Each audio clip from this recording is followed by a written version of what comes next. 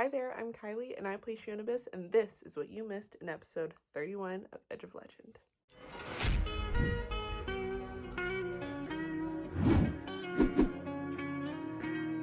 With the aftermath of battle, Alona decides to hold a funeral for the fallen enemy and get Zebul. She decides to burn Zebul in a ceremonial pyro and is able to do so with the help of some townsfolk. But as his body burns, a floating crystal appears in the flames. Looks down at the body, then back at Alona. She recognizes it as the symbol of Isaac, the god of magic. With the body squared away, the adventurers head to the secret room of the Type and Pint with Madazong, who's still unconscious. Shionibus decides to head to the docks to check on the burning ship. When she arrives, she sees something blue and metallic shining in the water. She recognizes it as the same material as Hafsen, Larian Voss's axe, and immediately dives in after it.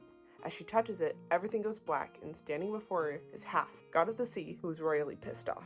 He tells Shionibus that she touched his child, and the last time someone did that, they took a piece of them and fashioned them into a weapon. The metallic flesh, prescience, trembles at Shionibus's touch and begins to drain her of all hydration in her body. She begins to kicking to the surface, but is struggling to stay alive. Then, out of nowhere, a penguin Tengu pops out of the water and carries her to the dock, sputtering for air. When she looks around for her savior, they vanished. Meanwhile, back at the Type and Pint, Ruf and Alona stay with Madazong, who is successfully restrained with some handcuffs Woodward acquired from the bartender. Ichi and Woodward decide to have a drink after their battle in preparations for the huge celebration Agrippa upon Bear is throwing in their honor. Alona and Rufa begin their inquiries of Madazong, who's clearly resistant to their questions. Alona tries to get her to trust them, but Madazong has none of it.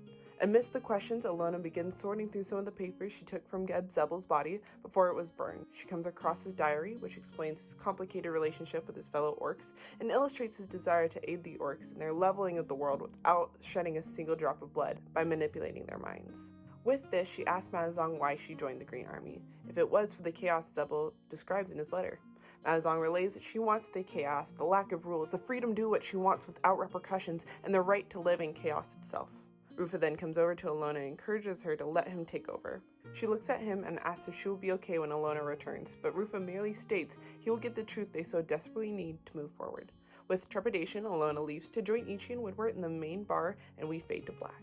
Back at the docks, a very wet Shionibus spots Tobias in the Church of Always. He's once again speaking to the clerics and is confiding in them about his concerns. He's terrified of dying from a promise he made and really wonders if his goddess, Megaw, loves him. He begins breaking down and Shionibus approaches quietly, placing a gentle hand on his shoulder. She encourages him to speak to her whenever he feels he needs a listening ear down the road, because she understands his fears with his relationship to the gods. Tobias appreciates the gesture and says he will, but quickly raises his shield of lecherous quips, and Shionibus returns to the other. During the entire time Alona and Rufa were with Madazong, Woodward and Ichi were having a conversation of their own. Ichi wonders if it was truly the right thing to keep attacking the deserting orcs, confiding that she is mainly a performer and has never really had a place in war. In fact, she specifically left Osmocon because of the war they were fighting. Woodward also confesses he has never been one to get involved in war, but is comfortable in his choice to kill the deserting orcs, because learning from what the orcs made of Bryax, they would have not left anyone in the town alive, so neither should they. He does concede that if Ichi thinks otherwise, she should speak up and we'll discuss it as a group, because her opinion matters just as much. This is when Alona joins the both of them, and Woodward knows how shaken she is from the past 24 hours as well. He leaves to get drinks and encourages Ichi to talk to Alona. Ichi asks Alona how she's doing, and Alona confesses not so good. She never expected to get caught up in a war within her first few months of leaving the temple and is concerned about the path they're taking. Ichi asks Alona why she left at all, and Alona confesses she was chosen by Aphra to find her new avatar and left the temple in pursuit of this quest. With this newfound excitement, Shionibus joins them and the party starts sifting through more papers. The party discovers Megaw is on a metal ship, one day's journey from Agrippa upon Bear. Megaw has a new super weapon ready and is going to move forward with Korokos on mobilizing it soon. Tourists decide preventing this as their next move after the party that night and split off to find some solitude before the festivities. And that is where we end episode 31